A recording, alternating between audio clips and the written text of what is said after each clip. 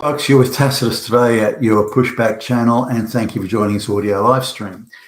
In this essay, I'd like to talk about the rise of the activist NGOs. Now, they've been around for a while, but they burst onto the scene in a sort of 5-year period, or even less than that, between 10 to 15 years ago, or say 12 to 15 years ago. And they went from sort of fairly minimal prominence, mainly the United Nations. There was a couple around Greenpeace, Amnesty International, and so on, to a veritable explosion of NGOs, ranging from the sudden NGOs that appear out of the ground, like the Greta Thunbergs and all that sort of stuff, to Black Lives Matter, Antifa. They're just everywhere, and very, very activist at the street level. Now, the last time I checked on the laws governing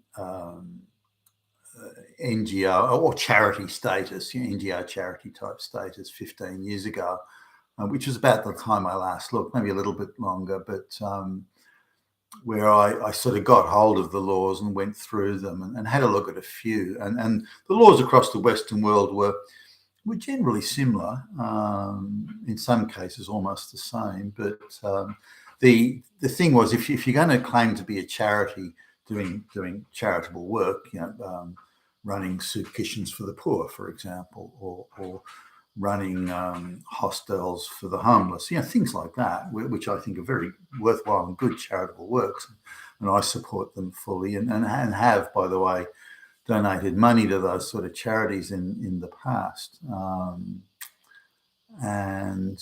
even say close to Christmas time, I'm walking along the street and there's a charity there, say, I don't know, the Salvation Army is a case in point, and I'll give generously to them as well.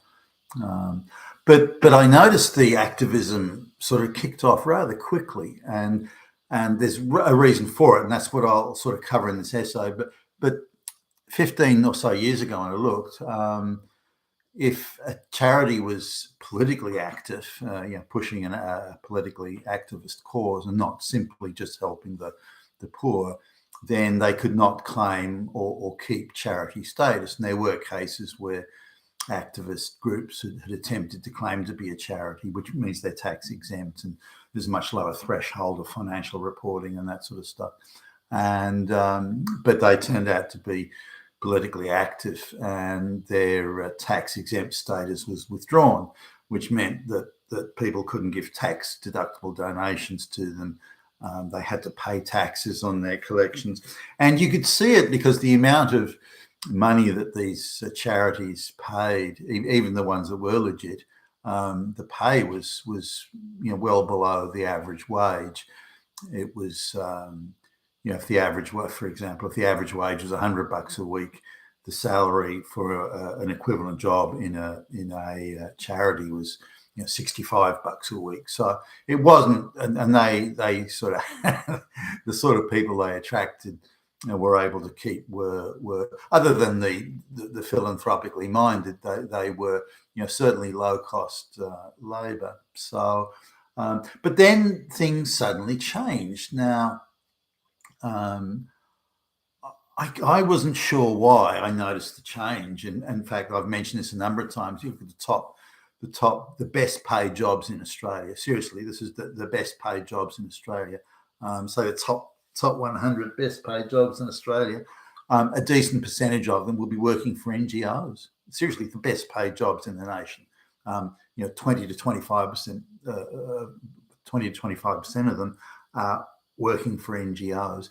And some of these NGO jobs are now all over the place. They're embedded NGO activists in universities, in all sorts of government departments, quangos, they're everywhere, and paying quite well. One I've mentioned before, there's one of the universities in Australia, there's a 3-day a week job for a student activist. Now, the activist coordinator, this person's job is to make sure there's plenty of placard waving kids out on the street on demand. So their job is purely to deliver placard wavers on the street on demand. Hey, we need placard wavers tomorrow. Can you fix it, Billy Bob? No problem, says Billy Bob, and he's got an office.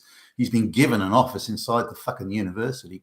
Now it's a 3-day-a-week job, pays 2.5 times the average full-time wage in Australia. 2.5 times the average full-time wage for a 3-day-a-week student, or it's just a rent-a-mob, a rent-a-mob guy. That's all it is, and got a very generous budget for printing placards and posters, this sort of thing.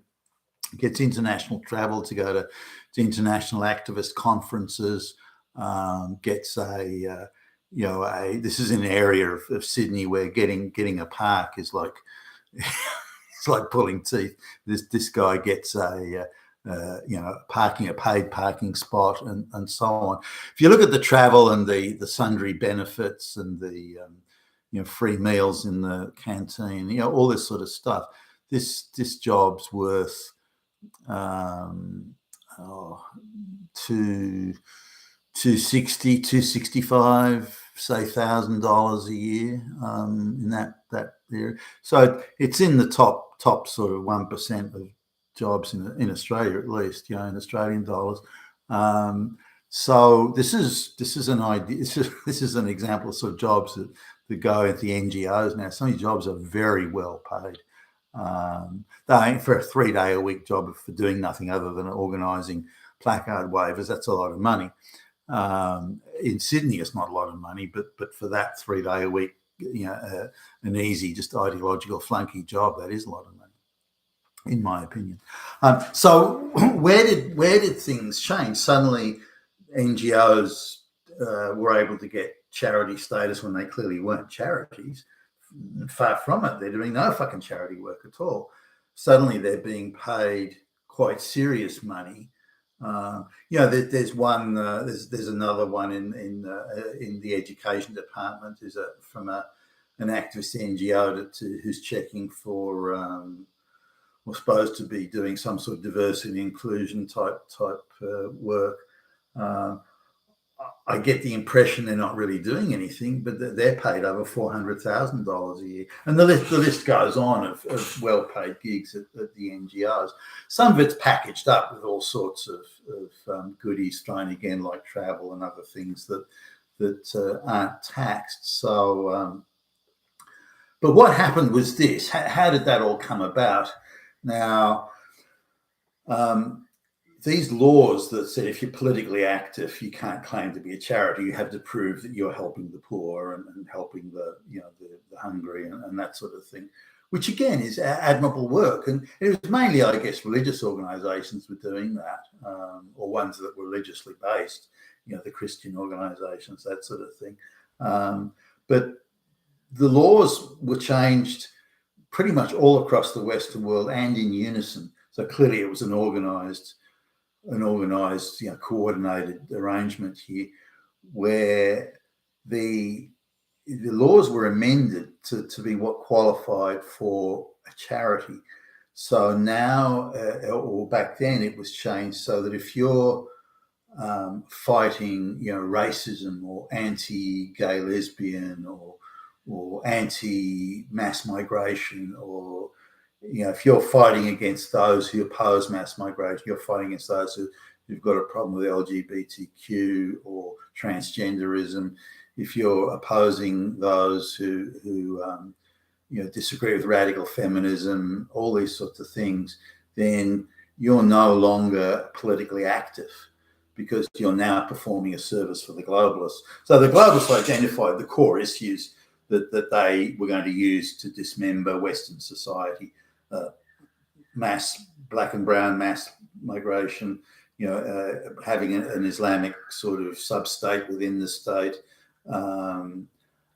radical feminism and LGBTQ, transgenderism, all that sort of stuff, and climate change. Now those were the big platforms they were going to use to dismember Western society, destroy Western living standards, and put just destroy the confidence all Western societies. Those are the platforms the globalists were going to use. Now, they'd already been using them in varying ways, but the coordination tightened up and improved immeasurably sort of around that time, certainly from 2000, and then it really jumped up a gear sort of around 2009-10. So that's when these laws were being amended. So effectively, as long as you hate straight white males and white people, but particularly straight white males, as long as you're accusing them of being white supremacists and fascists and Nazis, then you can claim charity status. So this is a clearly coordinated, orchestrated, pre-planned, pre-agreed campaign right across the Western world, and it was done. I searched high and low for press articles back in the time that were talking about this, but I couldn't find anything. Well, it's not true. I found a few sort of very oblique type press articles that say government to fight white supremacist, fascist, Nazis, or something, that type of thing. It was couched in those terms, but nothing that gave away exactly what had happened. And this is and I've mentioned this before. These are these Trojan Horse laws or Trojan Horse shells. So the way it's been done is this: they're doing a law that requires a debate and a vote in Parliament. You've got to be passed by the Senate and passed by the members of the elected representatives, that sort of stuff. So the law is passed, but they do sort of headline or banner laws that really have no details in them. So here's a law that all people are equal. Now, who's going to oppose that? I mean, that's here is a law that all children are to be protected. Well, hey, who's against that? So that's the law, but there's really no detail, some vague waffle in there that kind of doesn't mean anything. Nobody queries it. Nobody sort of opposes it. The media sort of maybe don't really report on that. It's mentioned, and the law goes through. Maybe there's a bit of a debate. Maybe there's a vote, or well, there will be a vote. There's a debate. So that's the headline, the shell law, the Trojan Horse law that's passed. But then once it's passed, the changes to it are all administrative amendments that require no vote, no debate, and the press, the media, assuming they even care, don't even notice it because it goes quietly through, and they'll tag it onto some other bill that's sort of a headline thing, like, I don't know, fixing potholes in the road or money allocated to repair bridges or something. They'll do something like that and then tag this on just a few sentences and regarding law, S1257/Z or so, that sort of stuff, and then they'll have a line in there that'll say charities that are supporting racial equity measures and sexuality equity measures will be permitted to have charity status.